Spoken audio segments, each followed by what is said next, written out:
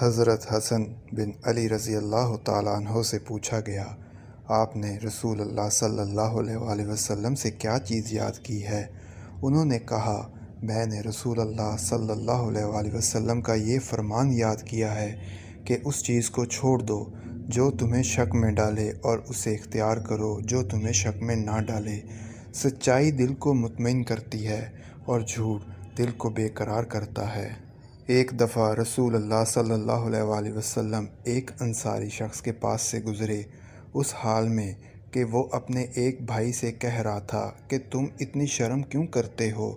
تو آپ صلی اللہ علیہ وآلہ وسلم نے اس انصاری سے فرمایا کہ اس کو اس کے حال پر رہنے دو، کیونکہ حیا بھی ایمان کا ایک حصہ ہے۔ سبحان اللہ۔ مزید احادیث واقعات سننے کے لیے ہمارے چینل کو سبسکرائب کریں اور بیل آئیکن کا بٹن ضرور پریس کریں۔